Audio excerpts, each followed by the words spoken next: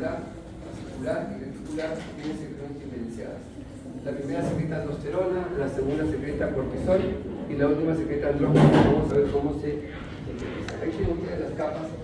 Miren que debajo, en la parte más interna, tenemos la médula suprarrenal que secreta lo que son catecolaminas, sobre todo adrenalina, ¿de acuerdo? Esa es toda la capa y todas las funciones que tiene esta glándula sobre lo que es el estrés. Entonces, el estrés que viene dado con varios tipos de forma, desde psicológico hasta aquel estrés por las enfermedades, sobre todo agudas, que generan que la cantidad de cortisol tenga que incrementarse, ¿de acuerdo? Entonces, cada tipo de estrés genera la activación de los núcleos para y periventricular que tenemos por acá. Estos núcleos, por vías serotoninérgicas y colinérgicas que están acá, activan los núcleos para y periventricular, los cuales son inhibidos por las neuronas noradrenérgicas que están acá. ¿Sí? La secreción de CRH es producto de esa estimulación. Ese CRH va a la pituitaria, produce ACTH y la ACTH finalmente va a la adrenal para crecer los efectos secretorios de hormonas. Entonces el CRH formado aquí básicamente tiene estas características, tiene 41 aminoácidos, sobre todo están en las neuronas de los núcleos periventricular. Como hemos visto, su liberación la estimulan fibras colinérgicas y serotonina, se inhibe por vías noradrenérgicas inhibitorias espontáneas. Lo que hace básicamente este CRH es liberar liberar ACTH efectivamente, y esto varía con el ritmo circadiano. Entonces, cuando hablamos de ritmo circadiano, hablamos que en las horas de la mañana, en las horas iniciales, esta eliminación es máxima. Y en las horas de la noche esta liberación es mínima, ¿de acuerdo? En un sexto, o sea, en la mañana, la liberación realmente empieza acá, anticoncepcionalmente siendo máximo acá, y hay otra más o menos entre 2 y 4 de la tarde. No es tan alta, un poco más alta. ¿De acuerdo? Solo hay dos fuentes de liberación de lo que es CRH y cortisol. Y en la noche realmente esto es mínimo, casi no hay liberación de cortisol. O no debería haber en todo caso. El feedback que hace el CRH principalmente lo hace con el cortisol, igual que la T3 hacía su feedback con el CRH, si ustedes recuerdan la clase pasada. La ACTH que genera el CRH en la hipófisis la libera básicamente las hormonas corticotrofas, ¿de acuerdo? Estas células que tenemos en la parte anterior reciben la CRH y producen una molécula grande que se llama proopiomelanocortina. Esta molécula grande tiene 4 fracciones, ven ahí, de las cuales 4 fracciones más o menos de esta forma. Una parte de ellas es la ACTH y la otra parte se llama la melano estimulante MSH. Cuando hay un elemento que aumente la ACTH, también aumenta la melano estimulante. ¿Cuándo sucede esto de acá? En el síndrome de Addison. Por eso el paciente tiene pigmentación, porque aumenta esta hormona melanoestimulante junto con la ACTH, ¿de acuerdo? Ambas son parte de una macromolécula mucho más elaborada. Entonces, esta ACTH básicamente va a generar todo lo que es la secreción de hormonas esteroideas a nivel corporal.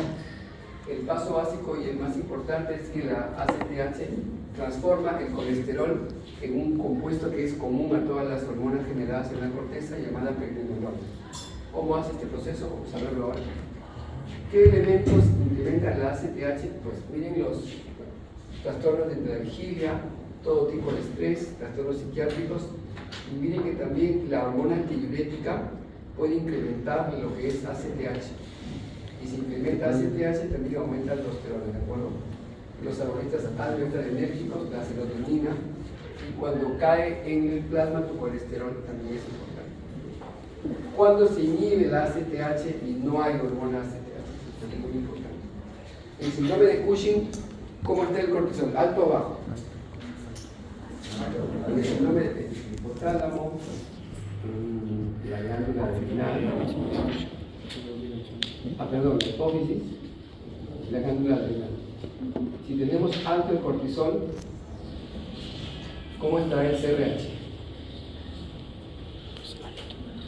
¿Alto o bajo? Bajo. ¿Cómo está la ACTH? ¿Alto o bajo? Entonces, si tenemos baja la ACTH, y el paciente, por ejemplo, que está aquí toma un montón de cortisol, vía exógena, desalentazol y exógenas. Si me falta ACTH, ¿quién está dándole de comer a mi glándula suprarrenal? Nadie. Si no hay ACTH, esta glándula se vuelve así. Entonces, el paciente que toma corticoides y tiene un Cushing por toma de corticoides, yo se lo suspendo mañana, esta glándula que tenemos acá será capaz de asumir esa cantidad de cortisol. No. El paciente se muere. Doctor, ¿y qué hacemos si a un paciente le damos un montón de corticoides y me doy cuenta que está mal? Se los bajamos así, de manera muy extraordinaria y muy lenta, porque si lo hago de vuelta el paciente hace insuficiencia suprarrenal y se muere.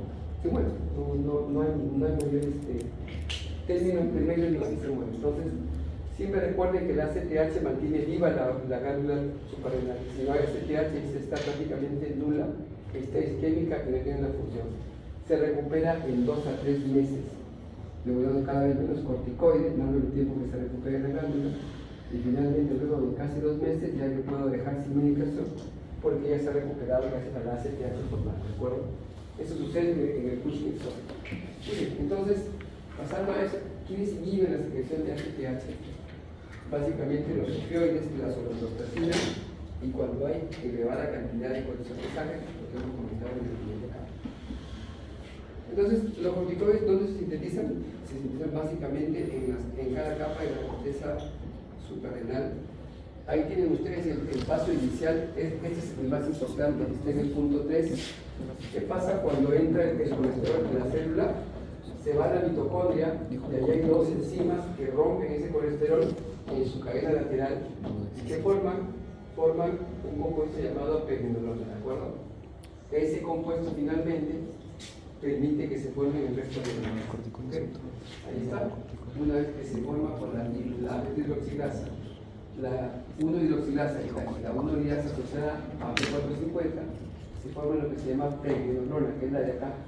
¿Sí? Aquí está la enzima. Esta pregnenolona en todas las capas inicia el proceso de formación de todos los componentes del sanitario, en la vesicular, en la glomerular y en la reticular. Ese es el gráfico vertical. Pero en el horizontal, recuerden que son interdependientes, ¿de acuerdo? La pregnenolona, así como origina andrógenos, por la casa de los andrógenos, también origina progesterona directamente. Y también origina directamente corticosterona, cortisol y cortisona. La corticosterona puede ser precursor de la aldosterona. Entonces, ¿por qué hay presión alta en el síndrome de Cushing? Porque hay tanto cortisol circulando y tanta corticosterona que un poco de ella se pasa a formar aldosterona. ¿Y para qué tiene? Hipertensión. La ACTH, si bien es cierto, mantiene la secreción de cortisol, el más importante de todo esto es el CRH, ¿de acuerdo? La ACTH, cuando llega a las células corticotrofas, activa la N-ciclasa de las zonas, llega a la suprarrenal, activa la N-ciclasa de las zonas fascicular y reticular a través de un receptor específico que vamos a ver ahora. Se forma AMP cíclico que estimula la esteroidogénesis, ¿de acuerdo? Y básicamente activa una enzima que cataliza la formación de colesterol en pregnenolona. Este es el paso importante, más importante de la formación de hormonas corticoideas. Ya hemos comentado que hay un pulso diario, la cantidad de cortisol normal en una persona sin estrés es esta de acá, más o menos al día. No confundan esto con la medición en la mañana del cortisol, que es algo más bajo. Esa es la producción diaria de cortisol. Ahí tienen ustedes este mecanismo. Llega el CRH, acá tiene un receptor que inactiva corticotrofa, produce activación de la N-ciclasa que está acá abajo, o un sistema de proteína G. Este finalmente forma un AMP cíclico por ruptura del ATP. Esta AMP es finalmente el que va a formar las proteínas que activan la respuesta de liberación de ACTH. Una vez que se libera ACTH, por acá estamos, llega a la célula de la corteza suprarrenal, donde hay también un receptor, por el mismo sistema que tenemos arriba de sensores mensajeros. Acá también se forma AMP cíclico, aumenta la actividad de varias enzimas, entre ellas las que forman el colesterol y lo transforman en pregnenolona, y finalmente se da lugar a la síntesis de proteínas. Cualquier tipo de estrés que tengan ustedes puede originar de que este sistema se active, así que el estrés diario, el estrés normal puede originar eso. Ustedes tienen un estrés y lo sienten a cada momento, porque se han dado cuenta de que cada vez que el celular suena a ustedes como que reaccionan, eso es liberación de cortisol y de catecolaminas, como que se ponen nerviosos, tienen todo el día piquitos de cortisol que no funcionan bien. Cuando estén en clase de el celular, se dan cuenta que la vibración es diferente que el bendito sonido. Si el teléfono vibra, te da una alarma más suave, que si suena, así como es distinto, a ver, tienes el cumpleaños dentro de poco, ¿ya tiene acá o no? En de julio, qué sé yo. Ya, netito, ya. Todo el mundo le manda mensajes de texto, los va a leer, ¿no? Y si le mandan un mensaje de voz, nadie le va a mandar nada, obviamente, pero bueno, es más un decir. Entonces, estos incrementos se mantienen básicamente según necesidades, ¿de acuerdo? Si yo tengo un tipo de estrés, pero recuerden, el cortisol, si bien es cierto, se incrementa y me da la sensación de defensa y me pone alerta, también, igual que las catecolaminas, me confunden, y seguro que lo pasaron en el examen. Si estoy muy estresado, mis ideas y todo mi sistema de comprensión y todo lo que hablé con mis papitos y todo eso se cruza en uno solo y no atomiza. La idea sería de que si uno llega al examen tranquilo, llegue lo más tranquilo posible para que el cortisol liberado en cantidades excesivas no genere ese tipo de confusión. ¿De acuerdo? Bien, ahí tienen ustedes cómo se libera. Miren, se libera de 6 a 8 de la mañana, realmente de 5 y media a 8 de la mañana, una gran cantidad de cortisol y de ACTH. De manera que esta es la mejor hora para poder estudiar, hacer actividades cognitivas. Para hacer actividades mecánicas en su casa, aprovechen un poco la noche. Pero cognitivas son mecánicas, no son mecánicas. ¿Qué hacen cuando se levantan ustedes en la mañana? Si ven el celular ya perdieron, porque los llevan a una fuente de estímulos que dan dopamina que no la pueden dejar. El cerebro de todos es flojo. El cerebro busca la comodidad. No busca la incomodidad. Entonces, si acá hacen tareas muy importantes en la parte cognitiva, las van a hacer mejor y va a dejar mejor resultados y se las aplican acá. Esta es la liberación de cortisol que viene durante todo el día. Ya ven que la mayor parte, igual que en la TSH y que en la T3-T4, se da en horas de la mañana. Si dormimos mal, seguramente esta liberación se va a ver afectada. De modo que nos levantamos, se levantan cansados. Cuando se duermen pensando en 1000 cosas y se levantan pensando en 1000 cosas, y lo primero que hacen es ver el celular, los mensajes de WhatsApp y su Facebook. Como vienen a la universidad, hay gente que se está dormida afuera, por acá. En la primera clase, hay dos patas que estaban avanzados allá afuera, para que querían estar tomando. Okay. Llegamos así, sin esto de acá, obviamente, para que vengan para acá, a estar sentados. Entonces, la idea sería siempre aprovechar las horas de la mañana para hacer la actividad.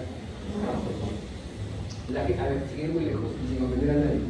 La gente que estudió en la educación diurna aprendió igual que en la nocturna. Inclusive aquella que estudió en la mañana, igual que aquella en la tarde. En la tarde hay una hora en la cual media hora está dormida. Normal, no pasa nada. Entonces los de la mañana son los que en teoría sí, deberían ser los mejor capaces. Bien, entonces ahí tienen ustedes qué pasa con el eje cuando hay enfermedad o hay patología. Yo tengo estrés, aumento mi cantidad de CRH, aumento mi cantidad de CTH, aumento mi cantidad de cortisol y sobre todo desvinculo el cortisol de la proteína que lo transporta, que es así como vea TBG. Acá hay TBG, lo divide ligadora de cortisol, lo desvinculo, inhibidor de cortisol, de modo que mis tejidos están funcionando. ¿Qué pasa cuando yo tengo un estado basal normal? Cuando no estoy hago nada y no tengo estrés, el cortisol mantiene controlado el CRH. El CRH la CTH y dice todo tranquilo y todo bien. Pero ¿qué pasaría si yo tengo una necesidad grande de cortisol y no la tengo? No respondo. ¿Cómo se hace, señor?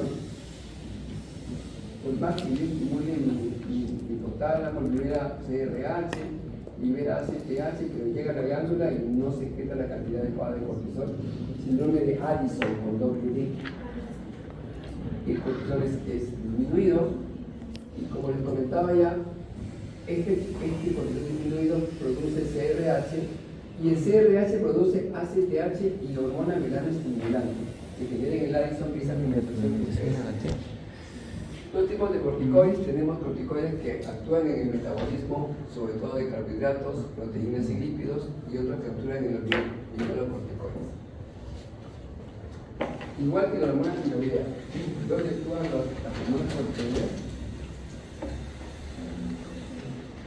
En el núcleo celular, ¿de acuerdo? Para esto hay dos modos de ingresar.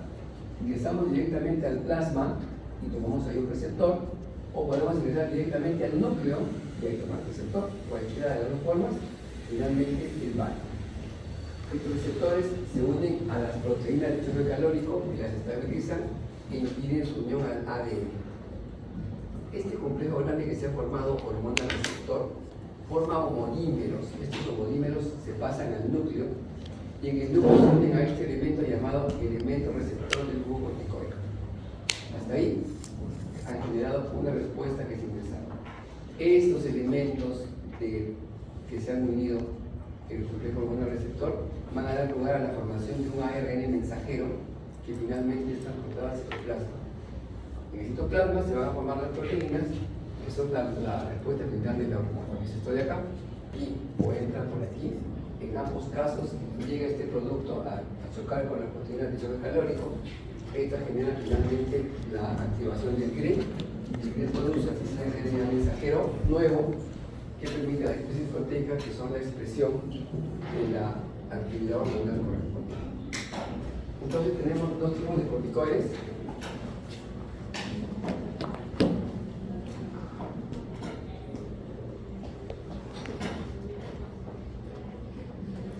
¿Quién está aquí? Hablamos dos tipos de corticoides. Doctor, ¿y por qué no ha colocado acá los de la capa reticular? Hablamos de corticoides, no de andrógenos, que son un tipo de corticoides esteroideos que están en la capa reticular. Hablaremos de esos en la próxima clase. Pero, ¿cuándo se etiquetan esos andrógenos? A ver. Esa capa reticular que no mencionamos es importante en la preadolescencia. ¿Cuándo es la primera secreción de hormonas? ¿Quién la da? La da esa capa. ¿Cómo se llama la secreción de hormonas? Se llama adrenarquia. ¿Qué es eso? Ustedes tienen niños chiquitos por ahí cerca. ¿Se han dado cuenta que no huelen a nada y de pronto agarran un olor a axila pero maldito? ¿Sí o no? Están creciendo que ¡guau! Esa se llama adrenarquia. La primera secreción hormonal no es de las gónadas, es de la suprarrenal y la da la capa reticular. Y básicamente es axilas nada más. ¿Entiendes? Luego de ello recién viene la prepubertad y la pubertad. Ese es el aviso de que tu eje se está levantando. ¿Ok? Y por si acaso tienen olor de axilas antes que les aparezca en medio vello público. Eso es mentira, al ser casi un año todo eso. Pero ya está avisando. Muy bien. Entonces ahí tenemos, ¿qué hace los corticoides? El cortisol, ¿qué hace en el metabolismo hidrocarbonato y proteico? Se parece mucho al glucagón, casi glucagón. Estimula la gluconeogénesis hepática y usa a ello inclusive las proteínas, las destruye para formar más y más energía, ¿de acuerdo?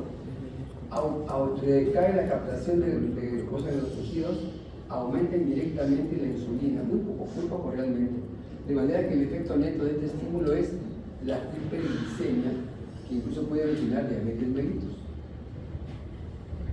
En el tejido lipídico pasa exactamente lo mismo que el glucagón, lo mismo, no cambia mucho. Sucede, permite de que la hormona sensible a lipasas actúa sobre el tejido lipídico, y esta lipólisis aporte ácidos grasos libres y glicerol, ¿para qué? Para la gluconeogénesis hepática.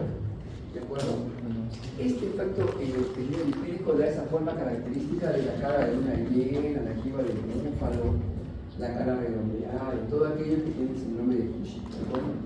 Esos cambios. Esta parte es muy importante por la parte lineal corticoide. Si se secreta mucha aldosterona, se absorbe bastante sodio. El sodio del agua se reabsorbe a nivel de culo contorneado distal. Pero el sodio se absorbe a cambio de ¿quién se pierde? El potasio. Entonces, ¿qué pasa con el síndrome de Cohn?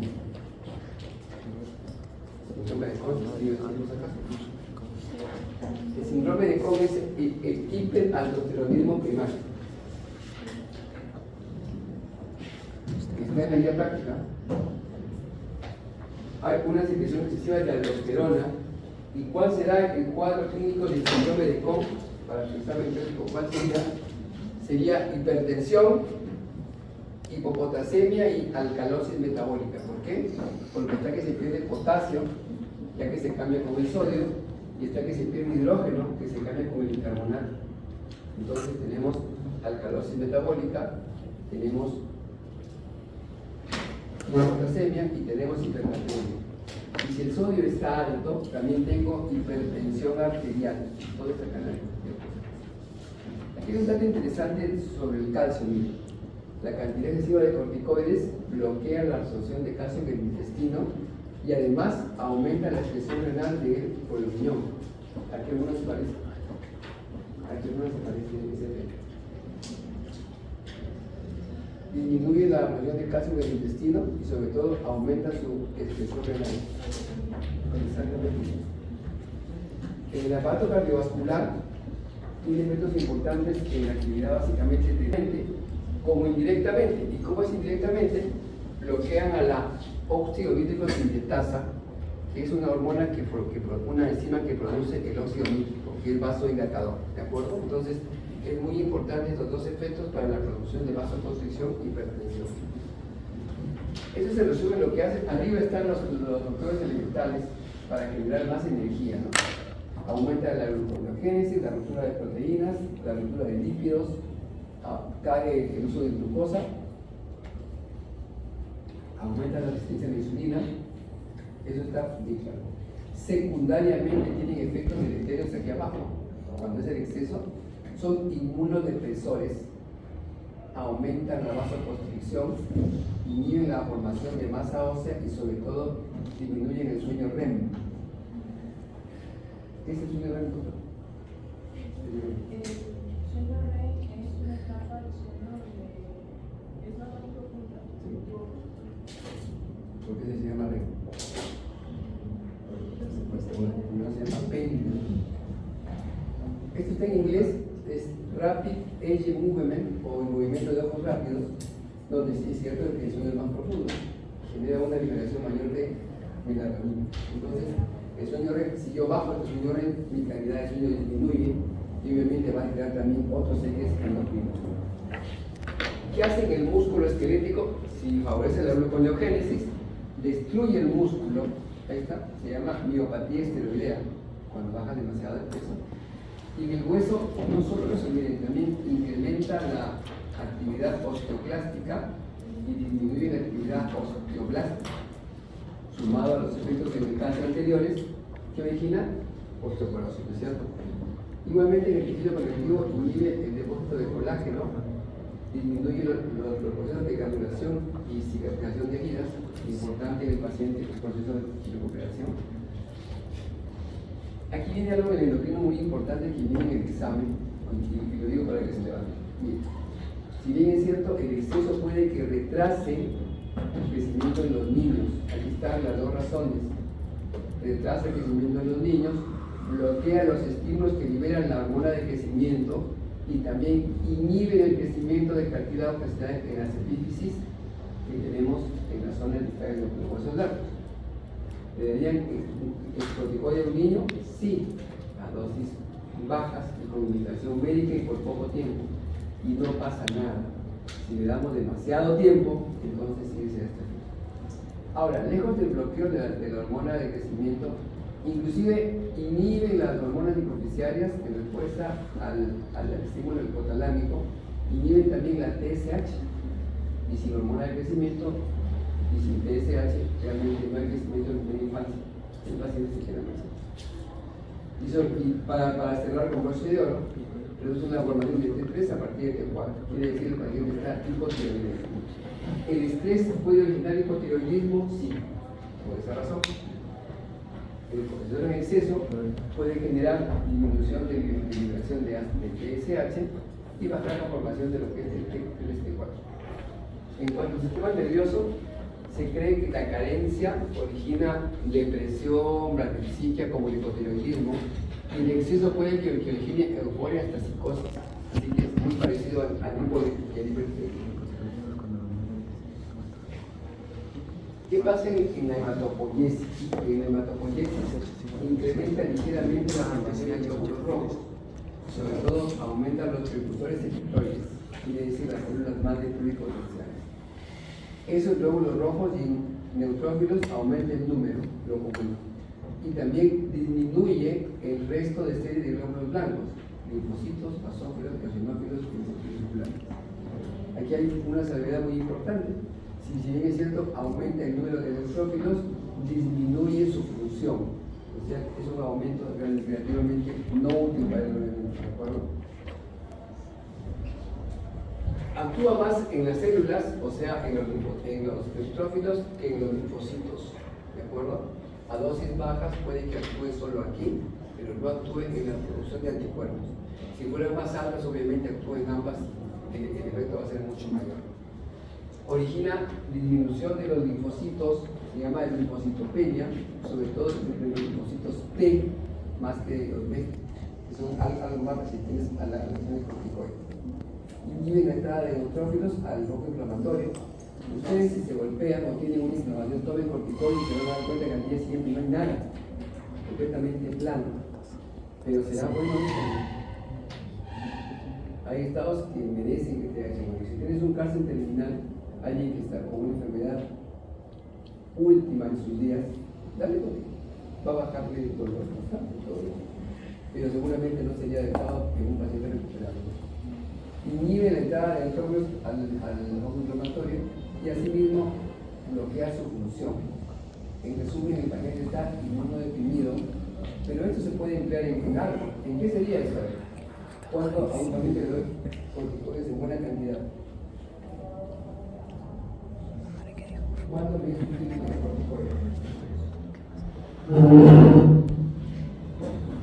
¿Qué tipo de histocompatibilidad mayor que está aquí arriba? Lo inhibe. ¿Cuándo hace falta que yo inhiba eso? Cuando tengo un trasplante de órgano. Entonces, los corticoides se lanzan dosis porque quieren aceptación de un tejido extraño en un cuerpo. En palabras, evitan el rechazo de tejidos trasplantados, ¿de acuerdo? Bloquea la síntesis de prácticamente toda la cascada inflamatoria, toda. La bloquea de manera eficaz, dependiente de la fosfolipasa 2, que es la que origina el ácido araquidónico, ¿de acuerdo? Reduce la cantidad de de eosinófilos, basófilos, inhibe la liberación de histamina y de leucotrienos que se da en una reacción alérgica. Por tanto, son fármacos muy útiles cuando hay una urticaria de fondo o un cuadro alérgico grave. Entonces, miren con la actividad que tenemos en el sistema inmune, la variabilidad y la variedad de efectos que tenemos a todo nivel. Se puede hacer mucho con los corticoides. Aquí tienen un resumen de toda la causística. Actúan en el sistema nervioso central, en el riñón, en el gasto cardíaco, sobre todo por el mantenimiento del sodio, en la respuesta inflamatoria, en el tono vascular y en el tejido conjuntivo. Junto a la aldosterona, que tiene como función tolerar la transfusión de sodio y agua, ¿quién está? ¿Qué otra hormona regula el contenido líquido del organismo? La hormona antidiurética. ¿De acuerdo? ¿Dónde necesitamos la hormona antidiurética? Muy bien, perfecto. En el núcleo supraóptico secreta la hormona antidiurética que nos permite generar antidiuresis, quiere decir se opone a la orina. En la parte práctica ustedes tienen que hacer esto. Hay una guía ahí que hay que tomar cerveza, cloruro de sodio, agua destilada, y filtro de café y cerveza. Toman eso de entrada, todos bien hidratados, y bueno, luego de eso ven cuánto orinan en el baño y sobre todo traen el vaso con su orina y van midiendo la consistencia de la orina, el color y la reacción química como una tira que hay en la orina. Si el paciente que toma algo salado, la hormona antibiótica aumenta o disminuye. Pregunta del examen teórico. Factores que incrementan o disminuyen la secreción de hormona antibiótica. Bueno, a manera de introducción, recuerden de que lo que manda en el plasma es el sodio y lo que manda en el intracelular es el potasio y el tercero más importante es el calcio. Con estos tres más el bicarbonato yo tengo realmente todo el espectro de microorganismos que va a manejar estas partes de acá. Tenemos este es el líquido corporal total. ¿Cuál es el espacio más importante? Y yo debo controlar mejor. ¿Cuál es el espacio más importante para mí de estos tres de acá? ¿El plasma, el intersticial o el líquido intracelular?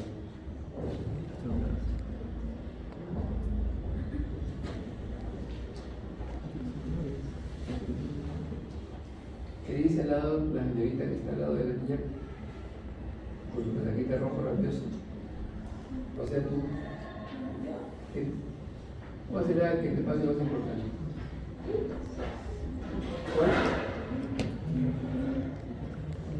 ¿Cuál debo evitar que se dañe? Porque se daña mi tejido. El líquido intracelular. ¿Quién lo protege?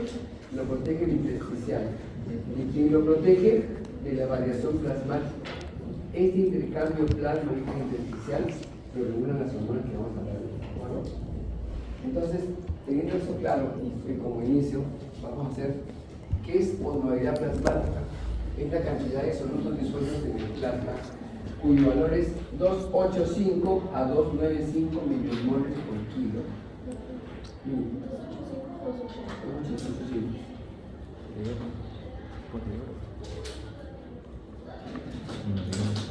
¿Cuál es el principal elemento que mantiene la osmolaridad plasmática? El elemento que prácticamente lo tiene todo, el sodio. No podemos perder sodio porque si el sodio vale 140, 240, 280, prácticamente lo es todo, ¿de acuerdo? Entonces estemos atentos a la regulación del sodio, que es muy importante. Ese es el valor normal. Ahí tienen los valores de cómo está cada elemento. En el extra manda el sodio, 140 más menos 5. En el intra manda el potasio. Igualmente, en el intra el sodio no es mucho, igual que el potasio en el extra, ¿de acuerdo? Y sigue el calcio que ya hemos comentado sus niveles, tanto intracelulares acá como intracelulares. Entonces, partiendo de eso, vamos a ver, la vasopresina se secreta junto con la oxitocina en los núcleos supraópticos paraventricular, en el caso nuestro, lo dijo su compañera, en el supraóptico básicamente, en respuesta a lo que son los estímulos de dos tipos. Hay estímulos de tipo osmótico y no osmótico. Tiene 9 aminoácidos, solo se diferencia en 2 de la oxitocina. Son muy parecidas, de hecho. De hecho, algunas cantidades de ADH generan contracción del músculo uterino, e inclusive la oxitocina, que es para el músculo uterino, también genera restricción hídrica. El paciente se hincha cuando hay demasiado de esto. ¿Okay? Entonces, la vasopresina tiene esas características, se secreta finalmente por las axones en lo que es el núcleo supraóptico, y hay una proteína que lo lleva hasta la hipófisis posterior que se llama la neuroficina, ¿de acuerdo? Ahí la almacena en gránulos y posteriormente el estímulo adecuado se libera al plasma, y este puede ser osmótico y no osmótico. Entonces, cuando aumenta el sodio en plasma y por modalidad que tomamos en el examen es 305, la hormona antibiótica se libera o se inhibe. Si tengo una alta osmolaridad plasmática, muy alta de hecho, 305 por ahí, la hormona antibiótica se libera o se inhibe.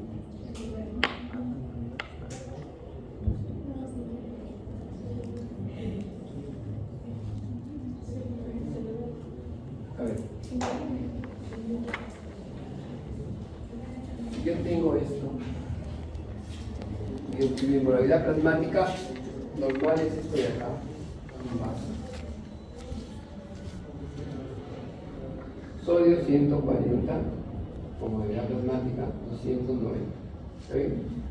¿Qué pasa si mi osmolaridad plasmática, por X motivos, se incrementa?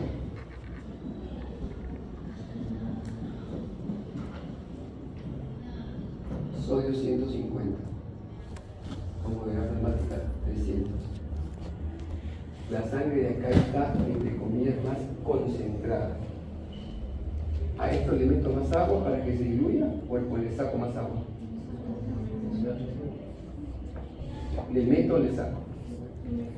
Si le meto agua, ¿cómo lo hago? Con la hormona antidiurética. Por eso en este caso el paciente va a estar con la antidiurética muy alta. Para el agua que estoy bebiendo por la orina, se queda acá. Por el contrario, si mi osmolaridad plasmática sube, entonces se libera hormona antidiurética. Acá está lo normal. Pero si es muy baja, demasiado baja, osmolaridad plasmática baja, voy a querer botar un poco de agua, ¿no? Y concentrar más mi sangre. Entonces acá la hormona antidiurética está bloqueada y disminuida justamente para que el cuerpo pierda el agua excedente que tiene acá. Osmolaridad plasmática baja, osmolaridad plasmática alta, libera. Plasmática baja, inhibe la hormona antidiurética. ¿De acuerdo? Entonces, hay otra causa que no es inmolar, que es la hipotensión arterial. Esta hipotensión arterial, sobre todo, esta de acá, se da en el paciente politraumatizado. ¿Qué pasa en el paciente que no orina? Le ponen una sonda poli y no orina. Mal pronóstico para el paciente. Y es bueno cuando empieza a orinar, porque quiere decirle que la hormona antidiurética está bajando su urina. ¿De acuerdo? Entonces, esta hiperosmolaridad, junto con la hipotensión, vamos a explicar. En el caso de la hiperosmolaridad, que es un potente estímulo para que se libere, tenemos receptores tanto a nivel periférico como central. En el nivel periférico están las ubicadas en la vena portal. En el nivel central tenemos directamente otros receptores a nivel hipotalámico.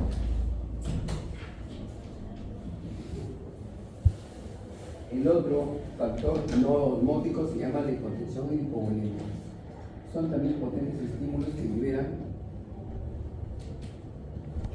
ADH y son independientes, no se excluyen uno del otro.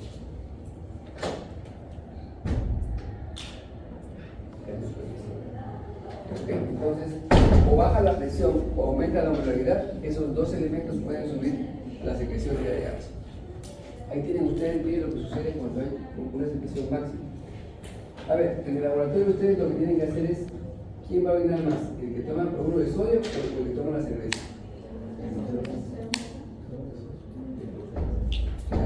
El alcohol inhibe la hormona antidiurética. ¿No se dan cuenta cuando no digo que sean ustedes, cuando ven a la gente que toma cerveza, ustedes no se dan cuenta que van a seguir? ¿Por qué va? No, es que ha tomado mucha agua, no, mentira. El alcohol inhibe la hormona antidiurética de manera tal que uno acaba en el baño, inclusive se deshidrata. El borrachito clásico, el típico crónico clásico, no es un paciente gordito, es un paciente flaco, deshidratado y recontra, ¿cierto? Ya. El agua que bebió ha sido en contra de cualquier sentido fisiológico, porque inhibió su hormona antidiurética, ¿de acuerdo? Ahí miren ustedes a dónde actúa en el asa de Henle, sobre todo en la rama huesa ascendente de Henle, acá. ¿De acuerdo? Es máxima aquí y también es máxima aquí en el tubo colector. La hipovolemia, entonces, ¿qué pasa con la hipovolemia? ¿Se acuerdan que tenemos varios receptores? Eso lo vemos en la unidad de la unidad 2. Estos están en el bulbo carotídeo y en el callado aórtico, ¿no es cierto? Cuando están bien hinchaditos, da una tasa de disparo bien alto al tronco cerebral. Pero cuando su tensión arterial baja un poco, la tasa de disparos se enlentece. Ni bien baja la tasa de disparos, lo que sucede es de que se activa el sistema simpático y empieza la liberación de vasopresina. Quiere decir, me falta volumen, activa el sistema simpático y se libera rápidamente lo que es vasopresina, catecolaminas. Esta hipotensión, como hemos comentado, disminuye este disparo y lleva a una mayor actividad simpática, terminando con la liberación de vasopresina para evitar que el paciente pierda más volumen por vía urinal. Tenemos igualmente otros receptores hipotalámicos, como hemos comentado, participan en la liberación de esta hormona siempre y cuando haya una cantidad inadecuada de lo que son receptores y lo que son cantidades de sodio. A ver, acá están los receptores. Hay 3 receptores para la hormona antidiurética. ¿Cuáles son estos? El 1A, el R2 y el 1B. Aquí tienen también los nombres. AB, hay una vasopresina 1, vasopresina 2 y 1B. O sea, 1B, 1A y 2. Este 1, ¿para qué sirve? Es vasoconstrictor. El 1A es vasoconstrictor, inhibe la agregación plaquetaria, estimula hepatocitos y el 2 es el más importante para la parte renal. Quiere decir, es el número 2, actúa en la membrana vasolateral de los ductos de Bellini, en el hígado, en el riñón, perdón, en el endotelio vascular y en el músculo liso vascular. Genera pérdida de orina o retención de orina. Y este 1B es muy importante porque genera una interacción con la pituitaria, y cuando la ADH estimula la pituitaria, básicamente estimula la liberación de ACTH, y la ACTH va a liberar aldosterona, ¿de acuerdo? Ahí tienen ustedes. ¿Qué hace la vasopresina? Básicamente es vasoconstrictor. 2. Regula el volumen sanguíneo, el volumen que se elimina por la orina de líquido, dilata lechos vasculares. Y 3. Ayuda a la liberación de ACTH por el receptor último que vimos acá, este que tenemos en la parte central. ¿Qué es antidiurética? Evito que orines. Si yo libero hormona, no orinas. Si yo la inhibo, orinas con un punto. Entonces, ese experimento lo hacen en el laboratorio. ¿Qué hacen ustedes en el laboratorio de este paso?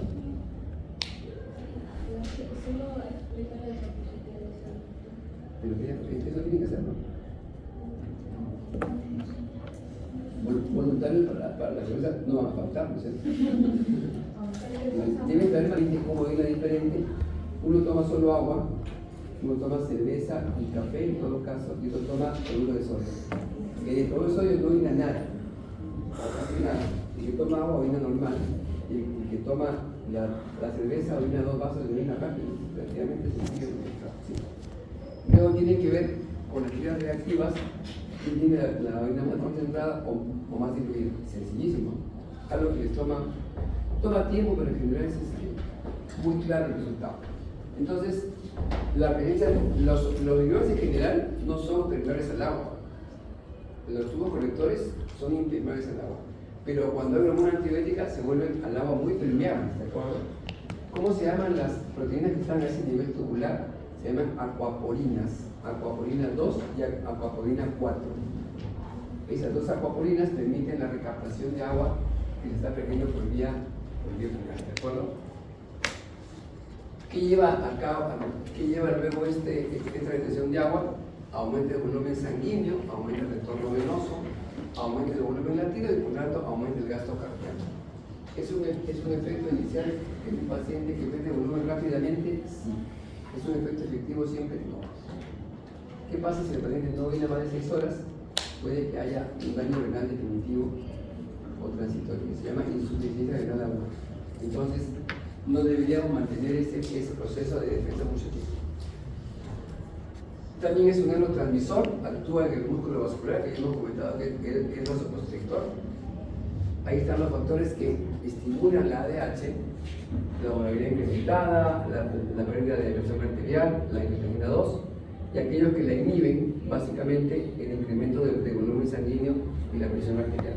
¿Se acuerdan que era el péptido natriurético auricular? Péptido natriurético auricular. Te coloco la alternativa. ¿Qué factores inhiben? ¿Qué factores estimulan la ADH? Y te coloco ese. ¿Se acuerdan qué era eso? En la clase 1 lo mencioné. Es una hormona que segrega el corazón. ¿Cuándo la segrega? Cuando tenemos demasiado hinchado el corazón con un montón de volumen, segrega eso y elimina sodio y agua por el pulmón. Cuando el corazón con volumen normal se bloquea. De manera que este péptido, cuando se incrementa, más bien bloquea la secreción de ADH, no la estimula. ¿De acuerdo? Y esto está metido en un sistema muy interesante. Ya lo van a ver ustedes en hipertensión. El próximo ciclo se llama péptido natriurético auricular. Se forma en la aurícula derecha, sobre todo. Si estás con la aurícula reventando, se forma un montón para que se elimine sodio y agua y ese volumen baja.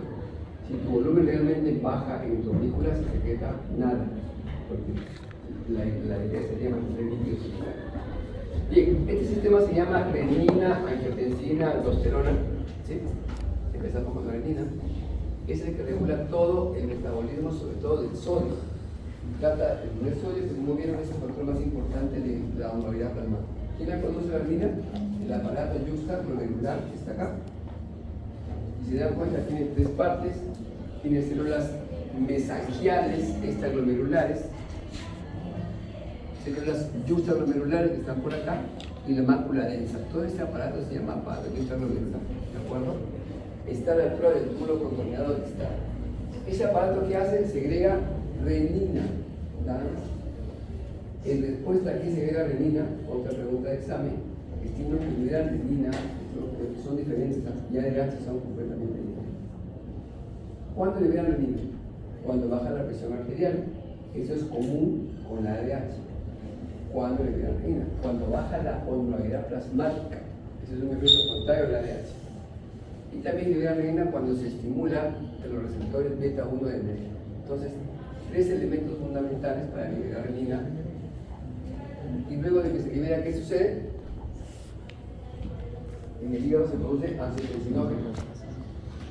Esta proteína tan grande se junta con la renina y forma angiotensina 1, ¿sí? En la sangre. Hasta aquí no pasa nada porque no hay ninguna actividad que rescatar. Todos son inertes desde el punto de vista clínico. Luego en la sangre, esta angiotensina 1 viaja a varios tejidos, no solo al pulmón, a varios. En varios tejidos tenemos enzima convertidora de angiotensina. ¿Es más abundante en el pulmón? Sí. Y se convierte en angiotensina 2. Esta cambia toda la historia. Tiene funciones propias que están acá. Y de ella se forma la aldosterona. Y finalmente tiene sodio y agua. Entonces, doctor, ¿y hubiera acá algo más que colocar? Sí. Una flecha para abajo, esta angiotensina 2 genera liberación de ADH, lo hemos visto hace rato. Y también la ADH genera secreción de aldosterona. De manera que es un ciclo vicioso muy importante para la hipertensión arterial. A ver, ¿qué más tenemos acá? Ahí están los estímulos que generamos con renina. Pueden ver.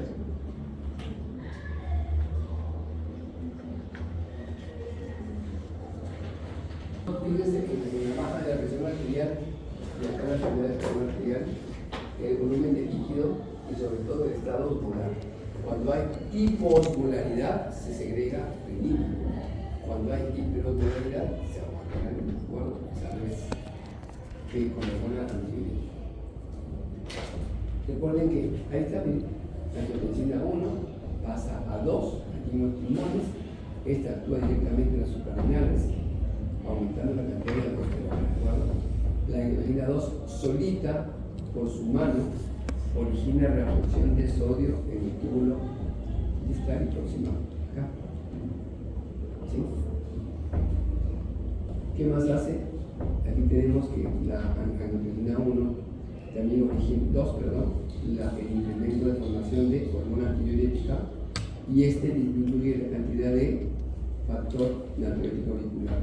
Todo está entrelazado entre el riñón, corazón y los suprarrenales. Entonces, partiendo de ahí, ¿qué es lo que sigue ahora? Una vez que se forme la angiotensina 2, vienen los efectos sistémicos. Eso es muy importante. A ver, cuando ustedes me quieren jugar un partido de fulmito, y ha sido al baño orinar en el intermedio, ¿tu orina es concentrada o es diluida?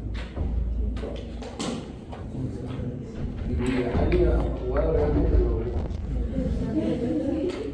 La orina, cuando uno está jugando un deporte cualquiera, no voy a hablar y digan que pasa en la cancha, está haciendo bien, se pone a jugar, pierden agua en sudoración, en lo que sea, van a orinar orina concentrado. ¿Por qué? Su cuerpo queda borrado.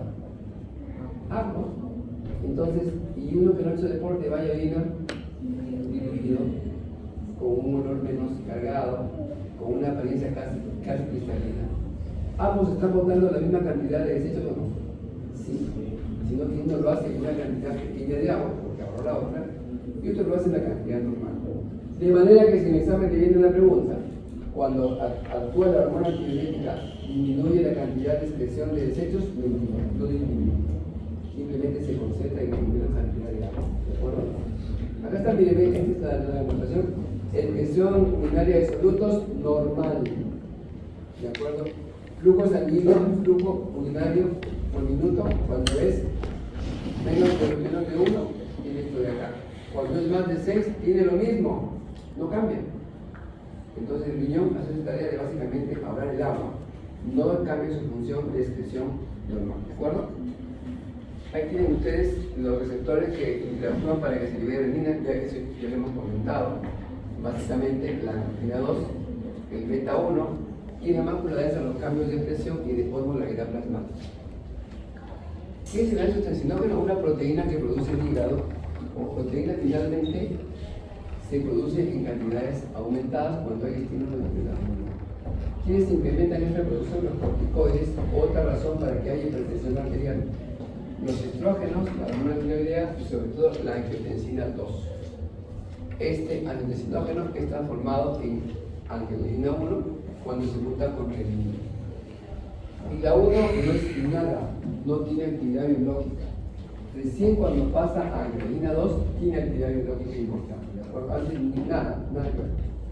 Entonces, esta hormona peptídica, una vez que es activada de 1 a 2, es que es el principal efector de la cascada renina, el principal y más importante.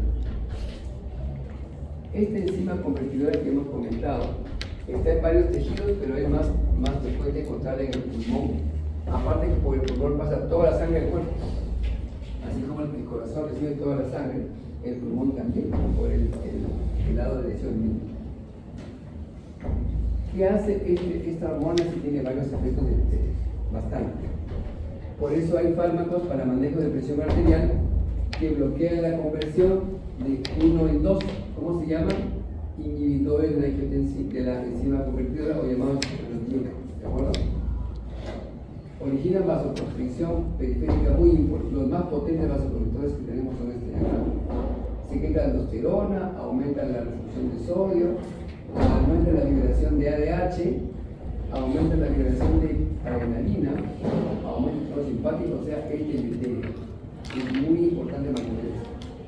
Y nosotros cuando estamos comiendo una cantidad muy alta de sodio, ustedes, ¿se acuerdan?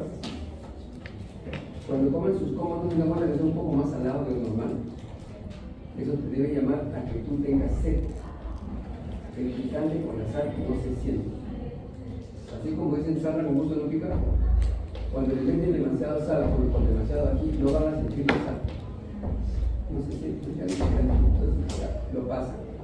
Aumenta su osmolaridad, se van corriendo por agua, pero no toman agua, no toman gas, entonces se revientan menos. Aumenta su glucosa y aumenta su nivel de. Yo ayer estaba viendo unos videos de Instituto de Estados Unidos, hay una página libre en la que están publicando los casos de la gente que está amputada y ciega y nada. Y dice cómo comenzaron. Comenzaron por sueño americano, pues, comiendo sus hamburguesas, su Coca-Cola y todo. Bueno, y la mayoría de que se mueren tienen 45 años, son más jóvenes que sus papás. Se están muriendo en un sitio en Nashville, creo. Y cuentan sus historias que ellos se la arrancaron a su edad o más chiquito, con la cajita feliz, con todas esas cosas. Y ahora están que se mueren sin seguro, por si acaso, están que hacen una como llamado a la conciencia. Bueno. ¿Qué hace la angiotensina 2? Es vasoconstrictor muy importante, estimulante de la liberación de catecolaminas en la glándulas renal, aumenta la vasoconstricción renal, aumenta la absorción de sodio y agua del túbulo contorneado proximal y también en el distal, inhibe la renina como efecto de la alimentación, nos dan efectos dipsógenos. Por eso, cuando incrementen el consumo de sal, que aumenta la angiotensina, la primera reacción es yo quiero agua, a pesar de que el contenido en general del alimento haya sido limitado. Aumenta la liberación de ADH, tiene también efectos sobre el crecimiento de lo que son células cardíacas, luego sobre todo de la hipertensión arterial. En el examen teórico de esta clase hay 5 preguntas. Hay que ser honestos, saber. Hay 2 de lo que es masculino y 3 femenino. Esta clase nunca debe estar acá, porque es bien compleja, no sé, compleja, aburrida, todo. Pero hay 5 preguntas de teórico campos. Revisen bien esta parte, por favor. 5 preguntas de cortisol, de aldosterona, de estrógeno. Hay 5 preguntas. Una pregunta clásica es funciones de la aldosterona y de la angiotensina 2. Otra pregunta clásica es factores que liberan ADH y que liberan renina. Y factores que inhiben la ADH. Eso viene de cajón en el examen. Ahí le dije 3 preguntas. Por último, acá está bien para terminar la aldosterona, como es que es un producto muy importante, se secreta, producto de lo que es la activación tanto de la angiotensina 2 como de la renina. Aparte de cerebromedular, estimulación adrenérgica, estimulación de la angiotensina 2, y lo que genera es una por repercusión de este aparato que acaba formando renina. Lo que forma renina, ya lo hemos comentado, pasa a lo que es angiotensina 1, luego pasa a 2. Esta 2 es la más importante de todo este sistema que hemos conversado. La 2 tiene efectos en las suprarrenales, en el vaso sanguíneo y en el cerebro, en efecto dipsógeno, ¿recuerdan? Aparte de que incrementa la secreción de hormona antidiurética. ¿Qué hace la 2 en la suprarrenal? Aumenta la actividad de la ACTH y de la hormona melanoestimulante. ¿Okay? Entonces, cuando yo bloqueo este impulso, lo bloqueo con factor auricular y también lo puedo bloquear con somatostatina y dopamina. Pero miren que toda la secuencia de eventos viene dada básicamente por el inicio de la renina. Factores que la inhiben, factores que la estimulan, igual que la ADH. ¿Ok? Bien chicos, la próxima semana es la clase 15.